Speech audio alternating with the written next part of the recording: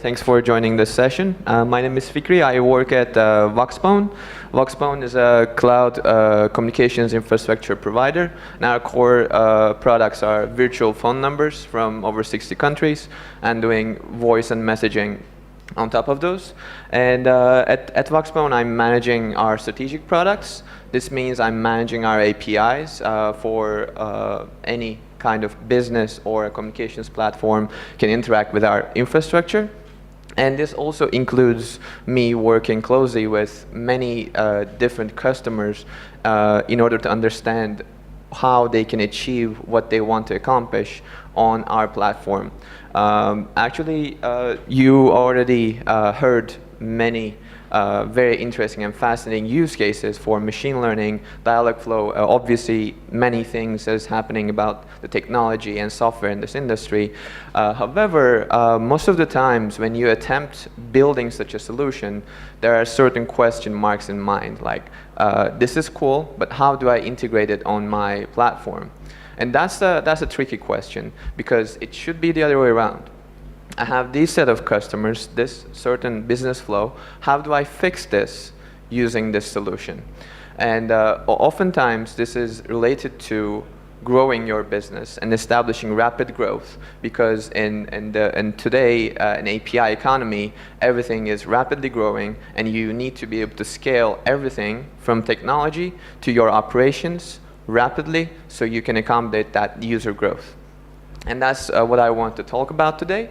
And I've been spending a lot of time with cloud communications providers like Voximplant or Twilio, direct enterprises. And I want to share that information with you to look at when it makes sense to attempt such a solution and how to go about it, basically. And that's my title, Enabling Rapid Business Growth with Cloud Communications. And my presentation will be simple, straightforward, and high level, because for lower level stuff you have the other hall where you can go into technical sessions, but these will be very high level, detailed solution options. First, I want to directly look at the customer trends. This is a report being published by multiple different big analyst organizations. These are the ones I captured from Forrester's report. These are the latest trends in customer experience. This is what your consumers want. The top of the need is being self-serve. So consumers now want to be able to do everything they have to do to use or consume your service by themselves without having to contact anyone as much as possible. So they want things automated. And second, which you will be hearing a lot through the event, obviously, it's also a focus for Voximplant, is machine learning. Customers want more personalized experience, more custom and special treatment in their interactions, and even custom pricing. And that all comes from machine learning or your improved business logic. The third one has been around for folks who are familiar with cloud communications industry, is omnichannel. This means consumers want to contact a business via whatever channel they prefer. People are not just sticking with a phone number nowadays, and they expect companies to be present on Telegram, WhatsApp, Facebook, or whatever application the consumer is using. And the last one is also slightly related to that. The experience needs to be seamless. Whenever a customer is trying to solve a problem or activate some service on your platform, there needs to be no friction at all. And the last two comes from actually the change in the user base, because nowadays millennials and XY generations are becoming payers. So they are starting to become people who will purchase your products, and they are not accustomed to dialing a phone number, whereas they are more accustomed to using an application to accomplish something. And naturally, these all translate into challenges for the business, for you to solve. The first one is integration. Integration not in terms of just network, but also in terms of your data systems, CRM systems, or operations. Although you will see that it is possible to connect a dialog flow to your CRM, but there are many different options, and you might not be able to accommodate all of your requirements, or maybe doing an overkill. So integration is oftentimes not foreseen when attempting such a project.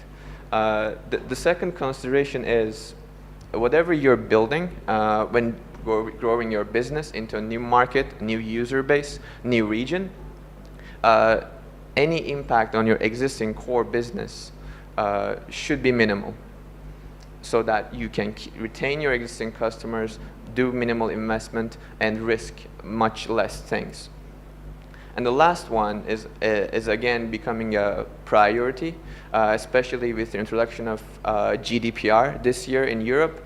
Nowadays, we are having more and more strict data protection regulations, and compliance becomes a key piece when you're launching your business into a new market.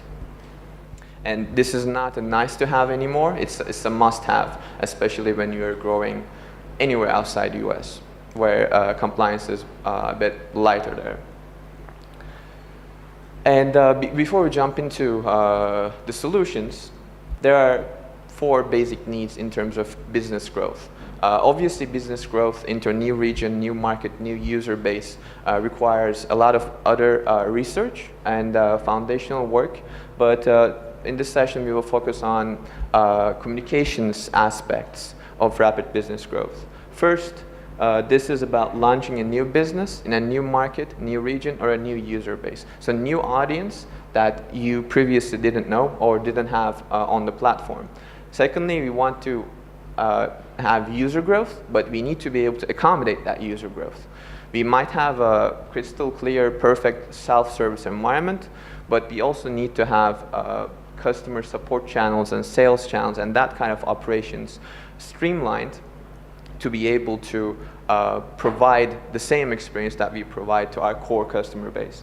And lastly, as I mentioned, local regulatory compliance is key and the must. And these are all in favor of growing your business, increasing revenue, increasing user base, and overall business growth. And there are, in terms of how you go about building the solution, there are 3 main options that we've seen with customers. The first one is the simplest one. It's a plug-in cloud. So you basically have some sort of communication systems already in place, whether it may be already in the cloud or some other cheaper version of a SIP server or any PBX. You just plug in an innovative platform like Voximplant, like Dialogflow on your existing platform. So to have them loosely coupled to have minimal impact. The second one is a hybrid cloud. So in there you can you isolate the new user base from your core user base so that you have minimal risks, but also have tighter integration into your data system so you can do more intelligent and smart applications like what is demonstrated at Dialogflow to receive the intent, take an action that requires connection to your existing data systems. And the last one is a private cloud. If you're an existing enterprise already big enough and your communications platform is already capable of doing whatever you actually need, and so you basically need to expand your network reach instead of adding a new value-added service on top. So let's take a look at the first one. So this is on a very high level how it would look like. You have your existing communication channels that the customers are contacting your platform. You have an existing sort of very simple or a big complicated communication systems, and you basically plug in a piece of a CPaaS application in between your business and your communication systems.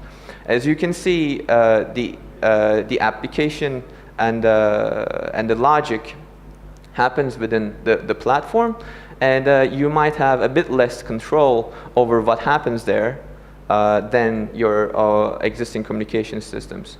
So you basically improve your communications logic so that new channels, new users, or new market consumers are directed to this new application and connect to your business as usual.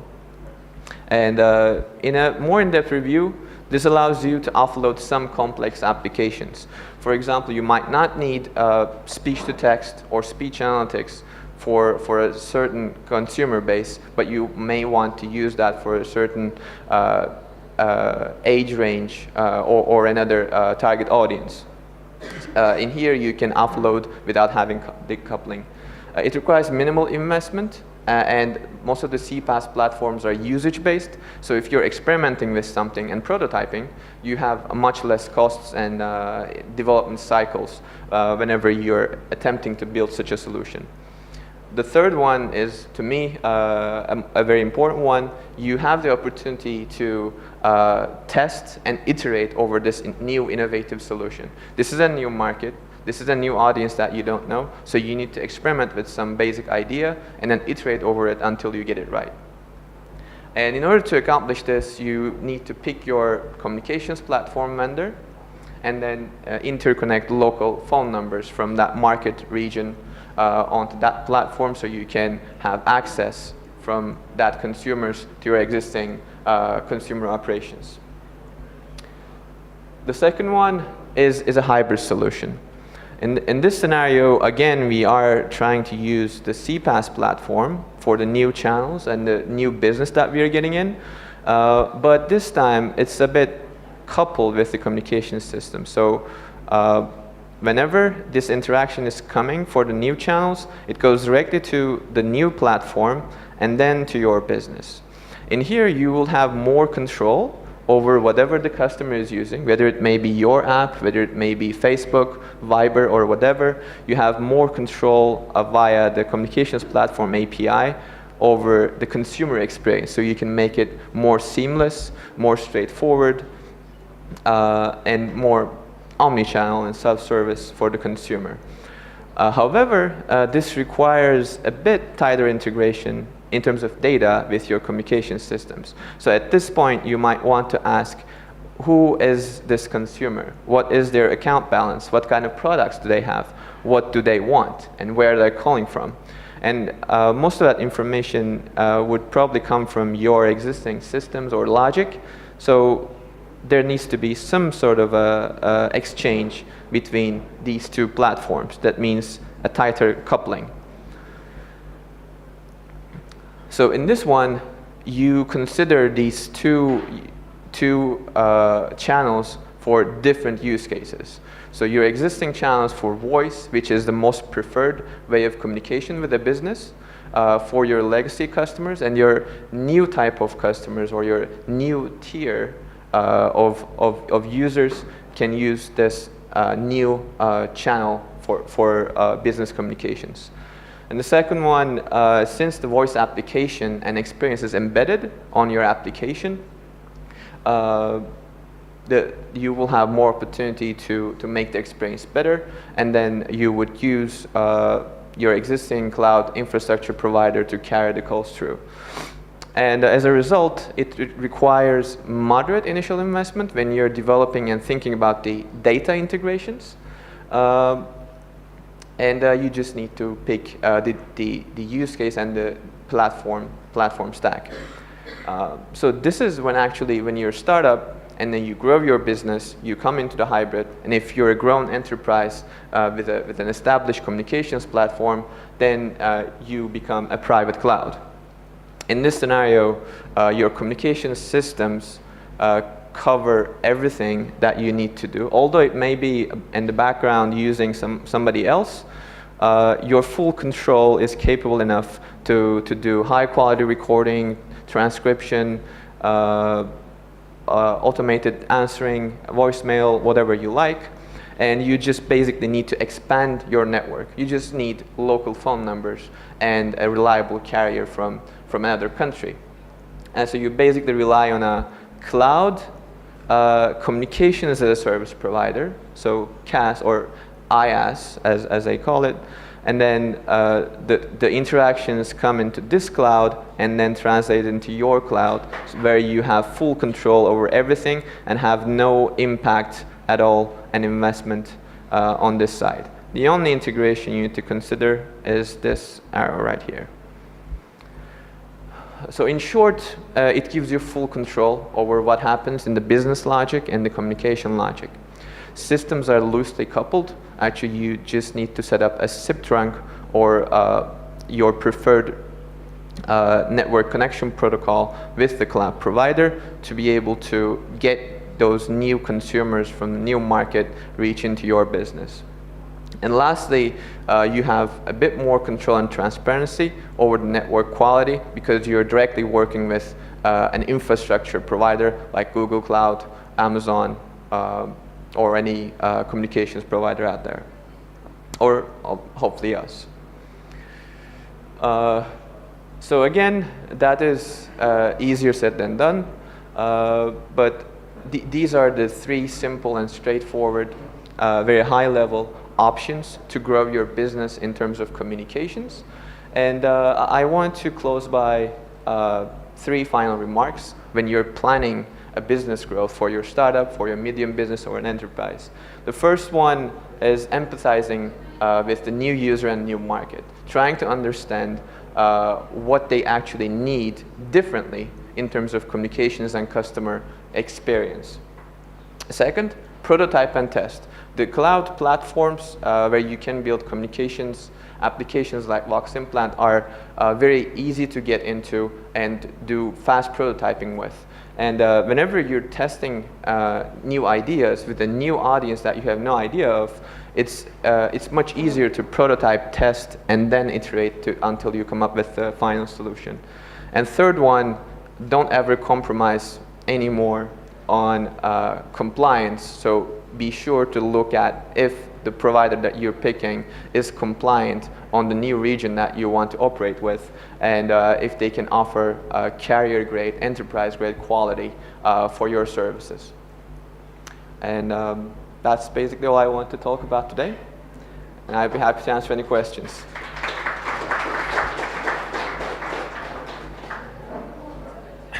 Друзья, если кто-то чувствует в себе возможность спросить что-то так, чтобы Fikri это понял, вот, я призываю вас это сделать. Поднимите руку и передадим вам микрофон. Вот, но так, Алексей. I guess you have a lot of customers in Europe that are using different approaches to organizing their cloud for communications. Do enterprises, like let's say banks or insurance companies, use hybrid cloud approach? Are they ready to give their data to third-party companies like Google, let's say, or Voximplant, or anyway, so some type of company which is not like telco but like cloud company? A good question. I also want to answer from first-hand experience from my previous job. It was an enterprise, a very big financial institution in Turkey, and I was actually using different cloud platforms to just come up with a prototype to convince my internal department that we need to do this. There's a better way to do this. But most of the times that was a trigger for them to think about how we can do this on a bigger scale. I think the question is how likely is that enterprise to experiment. If it's a financial institution, there's a very little room for experimentation. So I don't think they would be very happy or even able to share any kind of that data into the cloud in a non-encrypted way. So I think the cloud vendor first needs to ensure that communication is at least encrypted in some sort of way, makes that possible. If not, I don't think hybrid is the way to go, but either picking a network expansion partner for CaaS or using an isolated plug-in cloud is the option for them, especially for on-demand cases where they're trying a new segment or new market.